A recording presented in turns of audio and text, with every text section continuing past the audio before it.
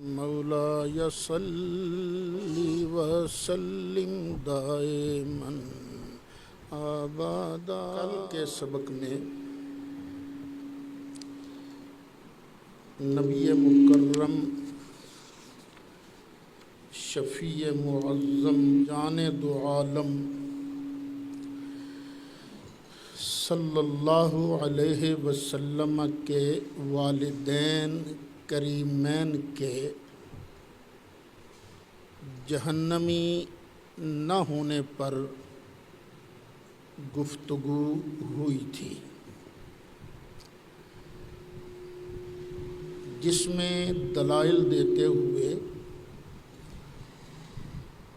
میں نے حضرت سیدنا ابراہیم خلیل اللہ علیہ الصلاۃ والسلام اور حضرت سیدنا اسماعیل ذبیح اللہ علیہ الصلاۃ والسلام کی دعا کا بھی ذکر کیا تھا۔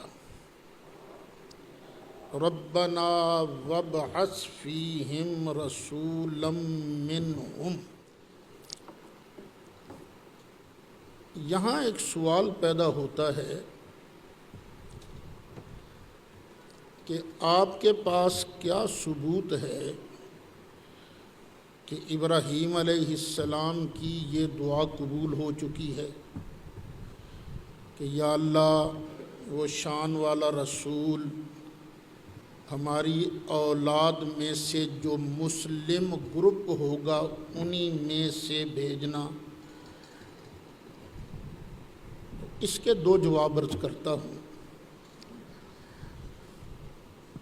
ایک تو یہ کہ اللہ تعالیٰ نے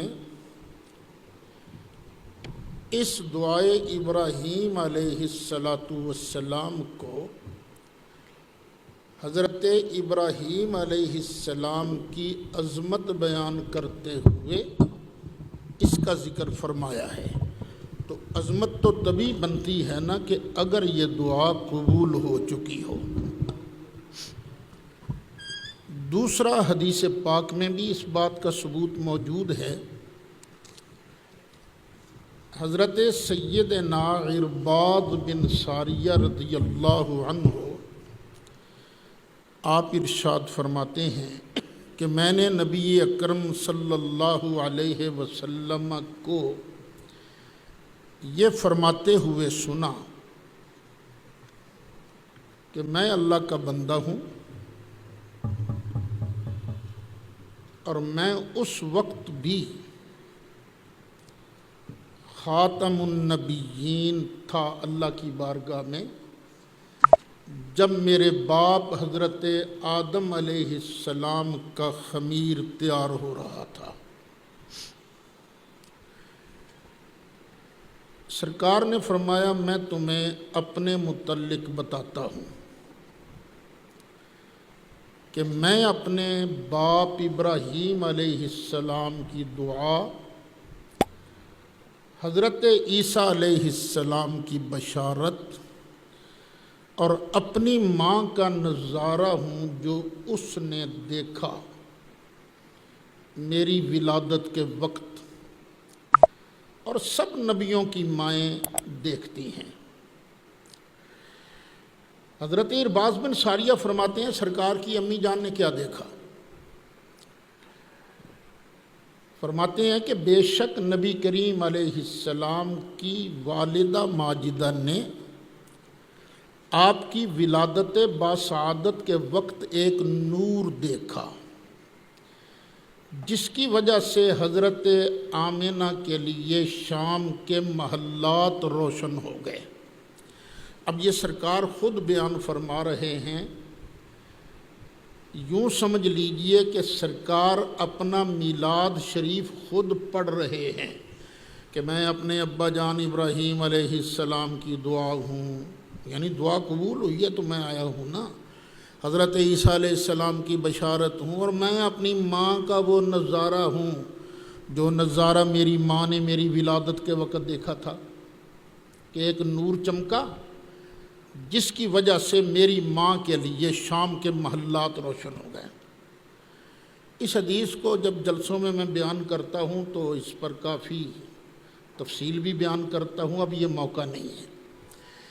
حضرت ارباز بن ساریہ فرماتے ہیں، اوے اگر تم نے یہ مسئلہ قرآن میں دیکھنا ہو کہ ماں کے لیے شام کے محلات روشن ہو گیا، تو آؤ تمہیں میں قرآن کی آیت پڑھ کے سناتا ہوں۔ ثم تلا، پھر ارباز بن ساریہ نے یہ آیت مبارکہ تلاوت کی، کون سی؟ یا ایھا النبی انا ارسلناک شاہدا ومبشرا ونذیرا وداعیا الی اللہ باذنہ وسراجا منیرا۔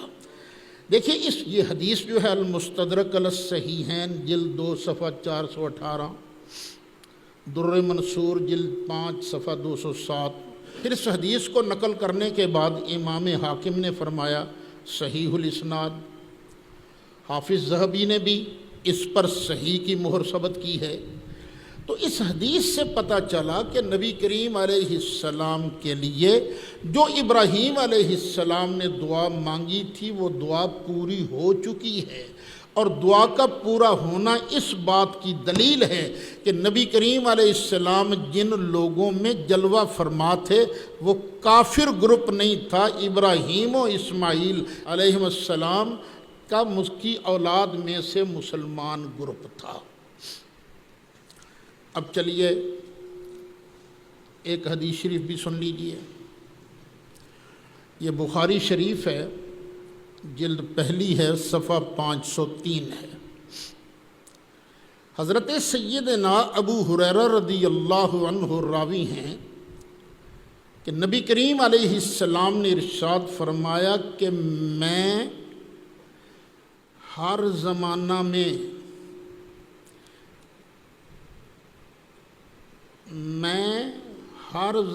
میں بنی آدم کے بہترین لوگوں میں مبعوث ہوا ہوں۔ میں ہر زمانہ میں بنی آدم کے بہترین لوگوں میں مبعوث ہوا ہوں، یعنی آدم علیہ السلام کی پشت میں جب سرکار جلوہ فرما تھے تو آدم علیہ السلام اپنے زمانے کے بہترین آدمی تھے۔ پھر نوح علیہ السلام کی پشت میں تشریف لائے تو نوح علیہ السلام اپنے زمانے کے بہترین لوگوں میں سے تھے۔ ابراہیم علیہ السلام کی پشت میں آئے، یوں ہی اپنے زمانے کے جو بہترین لوگ ہیں نا سرکار ان میں آئے۔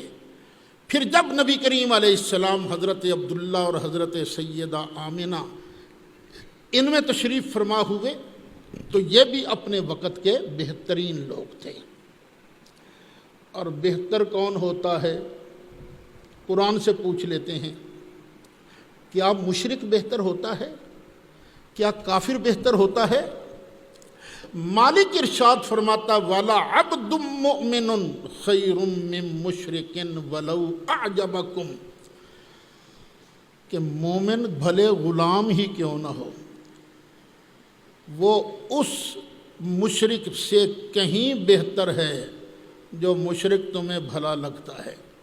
اور مشرک پاویں کڈا ہی سونا کیوں نہ ہوئے، کڈا ہی چنگا کیوں نہ لگتا ہوئے، کالے رنگ کا غلام جو ہے نا ایمان والا وہ اس مشرک سے کروڑ درجے بہتر ہے۔ اور سرکار کیا فرماتے ہیں؟ میں اپنے زمانے کے بہترین لوگوں میں مبعوث ہوا ہوں۔ پتہ چلا سرکار کے والدین بحمدہ تعالی وہ جنتی ہیں، وہ جہنمی نہیں ہیں۔ اب اس مسئلہ میں نجدی حضرات کے پاس ٹوٹل 2 دلیلیں ہیں۔ ٹوٹل قرآن پاک کی کوئی آیت ان کے پاس نہیں ہے کہ جس میں لکھا ہو کہ نبی کریم علیہ السلام کے ماں باپ جہنمی ہیں۔ قرآن کی کوئی آیت ان کے پاس نہیں ہے۔ ہاں 2 حدیثیں پڑھتے ہیں، وہ کیا؟ وہ حدیث یہ پڑھتے ہیں کہ ایک بندہ نبی کریم علیہ السلام کے پاس آیا اور نبی کریم علیہ السلام کے پاس آ کر اس نے پوچھا میرا ابا کدھر ہے؟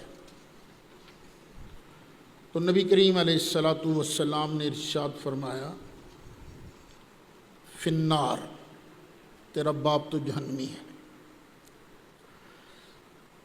جب وہ واپس جانے لگا تو سرکار نے بلا کر فرمایا اوئے میرا باپ بھی تیرا باپ دونوں جہنمی ہیں۔ ایک یہ حدیث وہ بطور دلیل پیش کرتے ہیں۔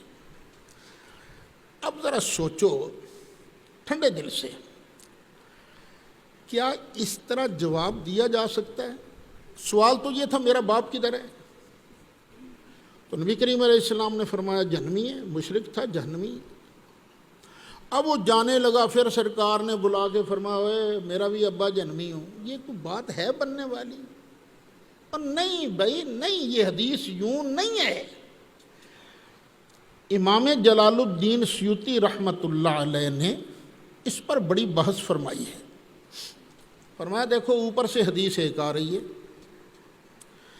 اس حدیث کو بیان کرتا ہے حماد بھی اور معمر بھی۔ حماد کا تو حافظہ بھی آخر میں خراب ہو گیا تھا، اور کئی مرتبہ یہ منکر حدیثیں بیان کر دیتا تھا۔ حماد کی جو روایت ہے نا اس کے اندر یہ الفاظ ہیں میرا اور تیرا باپ دونوں جہنمی ہیں، لیکن معمر جب اسی حدیث کو بیان کرتا ہے وہ تو یہ بیان نہیں کرتا، وہ تو یہ بیان کرتا ہے نبی کریم علیہ السلام نے فرمایا تھا جب تو کسی مشرک کی قبر کے پاس سے گزرے نا تو اسے جہنم کی بشارت دینا۔ یہ حدیث ہے، اور یہ ابن ماجہ کے اندر بھی موجود ہے، سلسلۃ الاحادیث صحیحہ کے اندر بھی موجود ہے، البانی صاحب نے بھی اس کو۔ حدیث صرف اتنی تھی۔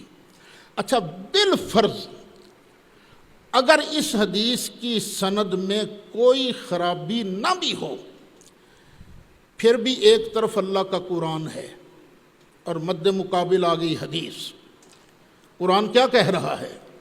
وَمَا كُنَّا مُعَذِّبِينَ حَتَّى نَبْعَثَ رَسُولًا، جب تک ہم کسی قوم میں رسول بھیج نہیں دیتے، جب تک ان کو ڈرا نہیں دیتے اللہ کے عذاب سے، اتنی دیر تک ہم عذاب دیتے بھی نہیں۔ اور یہ میں نے کل تفصیل سے بتایا تھا کہ سیدہ آمنہ کے پاس کس نبی کی دعوت آئی؟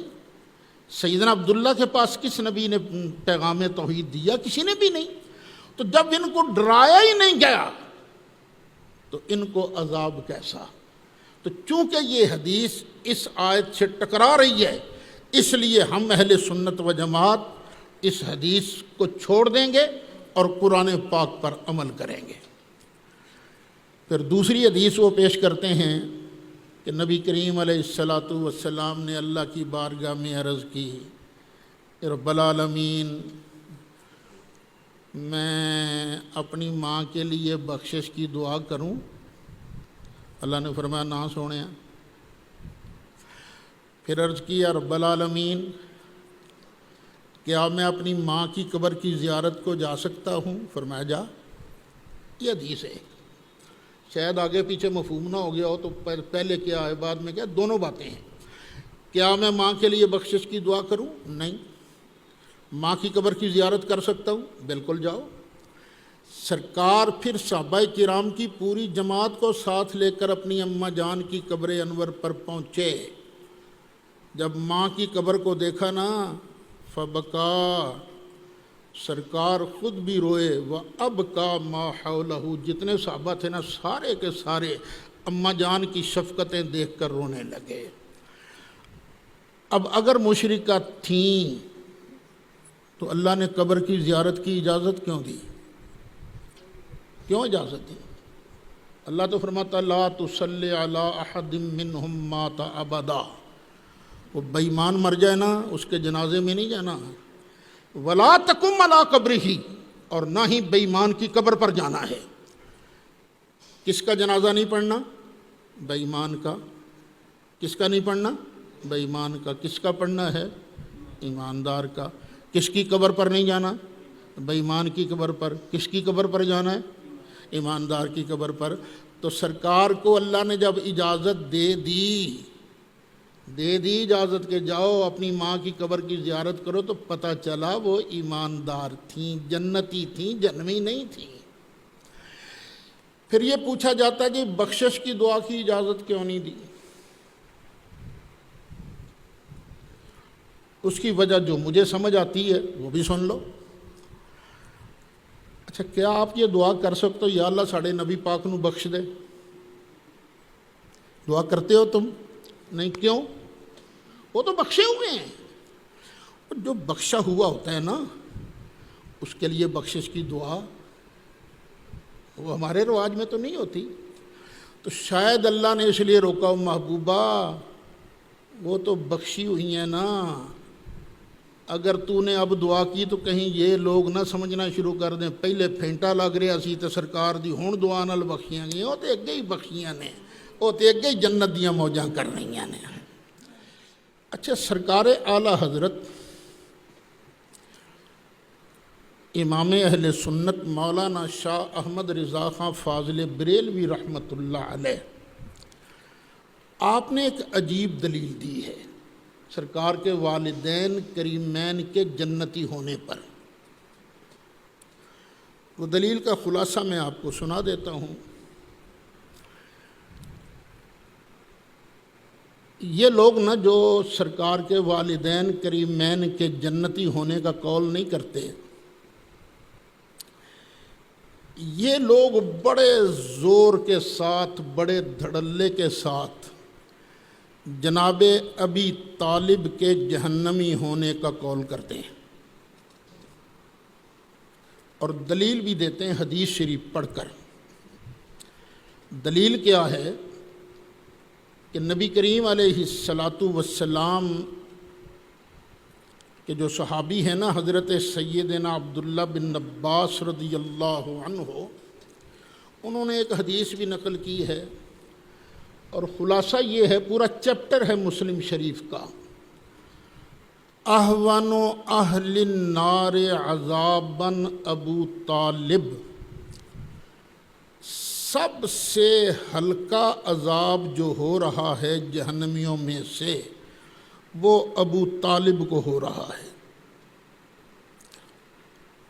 یہ بات کی بات ہے کہ میری رائے کیا ہے جناب ابی طالب کے بارے میں، لیکن ابھی ذرا ان کی دلیل پر غور کرتے ہیں نا۔ وہ دلیل دیتے ہیں کہ سب سے ہلکا عذاب جناب ابی طالب کو ہو رہا ہے۔ بھئی ان کو عذاب کیوں ہو رہا ہے؟ جی اس لیے کہ نبی کریم علیہ السلام نے مطالبہ کیا تھا کہ چچا کلمہ پڑھ لو میں تمہیں بخشوا لوں گا، تو انہوں نے کہا نہیں، مجھے شرم آتی ہے، میں کلمہ نہیں پڑھتا۔ انہوں نے چونکہ کلمہ نہیں پڑھا تھا اس لیے ان کو عذاب ہو رہا ہے، لیکن انہوں نے چونکہ سرکار کی خدمت بڑی کی ہے۔ حضرت عباس نے ایک دن پوچھا تھا، آقا ابو طالب تو آپ کے لیے لڑتے تھے، مرتے تھے، آقا آپ نے بھی ان کو نفع دیا کہ نہیں دیا؟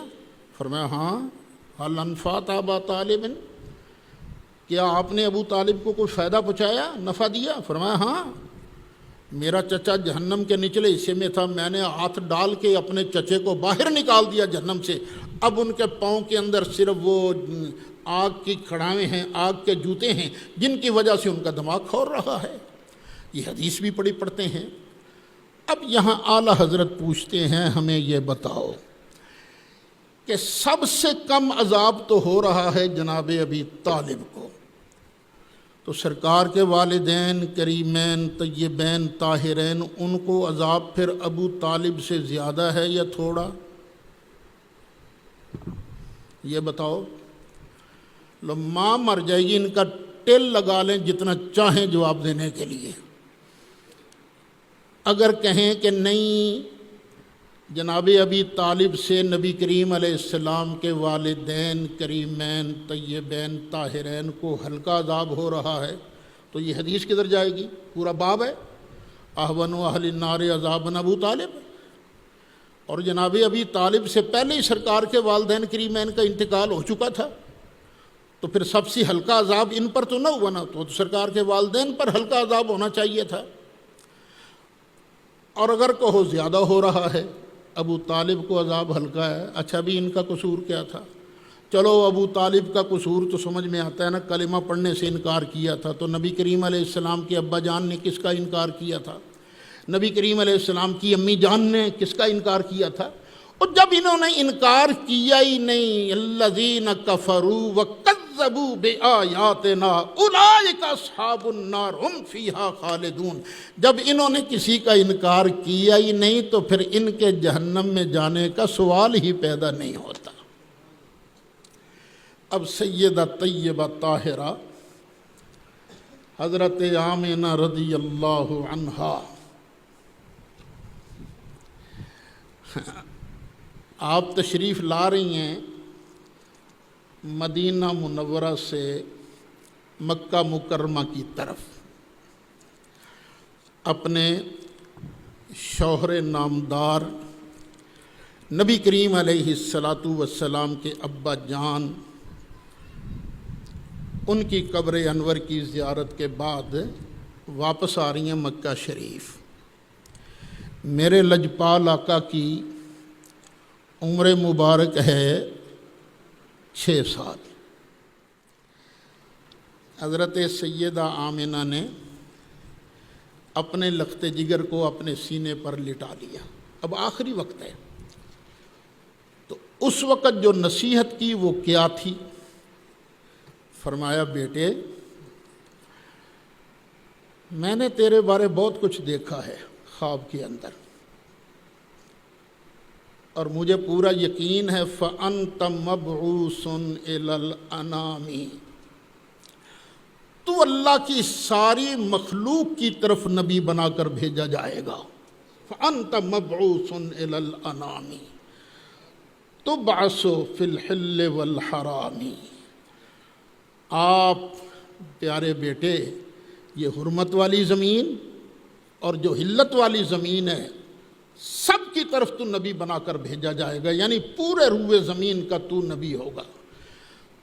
تُبْعَثُ فِي التَّحْقِیقِ وَالْإِسْلَامِ، پیارے بیٹے تو سچائی اور اسلام کے ساتھ بھیجا جائے گا۔ دین ابی کل بر ابراہیم، یہ اسلام کیا ہے؟ تیرے نیک دادا ابراہیم علیہ السلام کا دین ہے۔ فَاللَّهُ أَنْهَاكَ عَنِ الْأَصْنَامِ، بیٹے یاد رکھنا اللہ نے تجھے ان بتوں کے ساتھ پیار کرنے سے روکا ہے، تو میری بات یاد رکھنا، اللہ توالیہا مع الاقوام، اپنی قوم کے ساتھ مل کر کہیں ان بتوں کی تعظیم نہ کرنے لگ جانا۔ یہ سیدہ طیبہ طاہرہ، یہ حضرت آمنہ اپنے لخت جگر نور نظر، جنہوں نے رحمت للعالمین کا تاج سجانا تھا، جو ختم نبوت کا تاج پہننے والے تھے، ان کو نصیحت فرما رہی ہیں اپنے آخری وقت میں۔ یہ ارشاد فرمایا نا، تو اب سیدہ طیبہ طاہرہ حضرت آمنہ فرماتی ہیں ہر جو زندہ ہے نا وہ مرنے والا ہے، ہر نیا جو ہے وہ پرانا ہوگا، ایک چیز اب نئی ہے کبھی پرانی ہو جاتی ہے، ہر بوڑھا فنا ہونے والا ہے، ہر بوڑھا فنا ہو جائے گا، میں بھی بوڑھا ہو گیا ہوں، میں نے کون سا باقی رہنا، فنا ہو جاؤں گا۔ لیکن فرماتی ہیں مجھے بھی موت آنے والی ہے، لیکن میرا ذکر فنا نہیں ہوگا، میرا ذکر باقی رہے گا۔ کیوں باقی رہے گا؟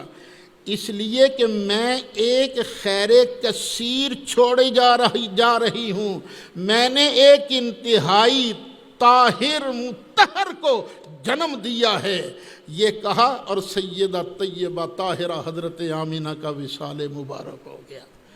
یہ دیکھنا ہو تو زرقانی علی المواہب جلد 1 صفحہ 165 دیکھ لیجئے۔ یہ جو میں نے آپ کے سامنے اشعار پڑھے ہیں، یہ امام زرقانی فرماتے ہیں وَهَذَا الْقَوْلُ مِنْهَا صَرِيحٌ فِي أَنَّهَا مُوَحِّدَةٌ، یہ باتیں اس بات کی پوری دلیل ہیں کہ سیدہ آمنہ مشرکہ نہیں تھیں، ایک اللہ کو ماننے والی تھیں، ایک اللہ کی عبادت کرنے والی تھیں، مشرکہ نہیں تھیں۔ تو جب یہ دلائل موجود ہوں تو پھر بھئی اگر تیرا جی نہیں نہ مانتا تو پھر اپنے اندر ہی رکھ بات کو، زبان سے مت نکال۔ ہو سکتا اللہ کہے تیرے دل کا وسوسہ تھا، کیوں تو زبان کو گندی کرتا ہے؟ جب کسی کو کہا جائے یہ جہنمی ہے، کسی کے باپ کو جہنمی کہا جائے، کسی کی ماں کو جہنمی کہا جائے، تو پھر ظاہر ہے اس کو تو غصہ آتا ہی ہے نا۔ تو قیامت کے دن سرکار کی بارگاہ میں بھی تو سب نے پہنچنا ہے نا، شفاعت کے لیے تو عرض کرنا ہے نا جا کے۔ تو اگر سرکار نے کہہ دیا ہاں بھئی تو وہی تھا نا جو میرے ماں باپ کو جہنمی جہنمی کہتا تھا، تجھے کیا پڑی تھی، کیا ملتا تھا یہ بات کہنے سے؟ تو اس وقت کا حال سوچ لے، اس وقت تیرا کیا حال ہوگا۔ ہاں امام زرقانی نے، اب یہاں ایک سوال پیدا ہوتا ہے کہ امام زرقانی نے یہ بھی تو کہا ہے، رواہ ابو نعیم فی دلائل النبوہ بسند ضعیف، کہ حضرت آمنہ والی یہ جو کہانی آپ نے سنائی ہے، ان کے یہ جو اشعار آپ نے سنائے ہیں، امام ابو نعیم اصفہانی نے اس کو دلائل النبوہ کے اندر ذکر کیا ہے، لیکن اس کی سند کمزور ہے۔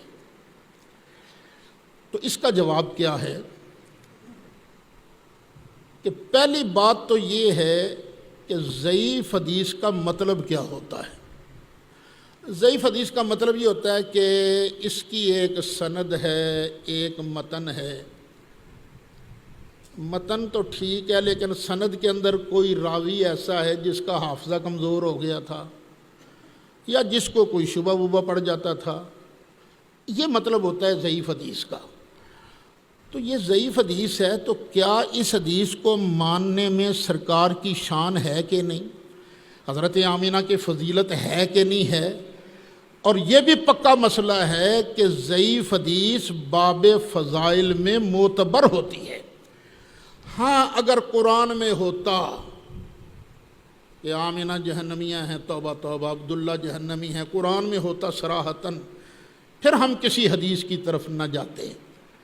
لیکن جب قرآن کہہ رہا ہے کہ ابراہیم علیہ السلام نے دعا مانگی تھی، ربنا وجعلنا مسلمین لک، یا اللہ ہم دونوں کو مسلمان رکھنا، ومن ذریتنا امۃ مسلمۃ لک، اور یا اللہ ہم دونوں کی اولاد میں سے ایک گروپ کو مسلم رکھنا۔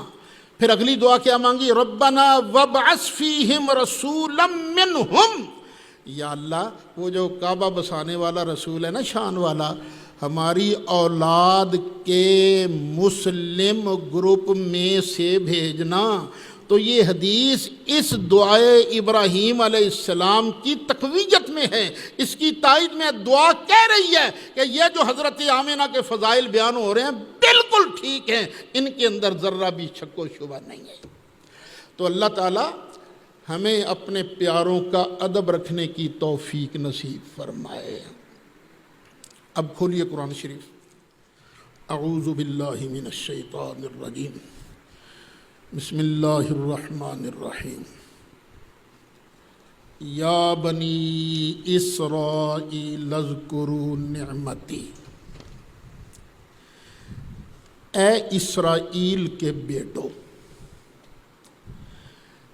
اسرائیل یہ بھی نام ہے حضرت یعقوب علیہ السلام کا۔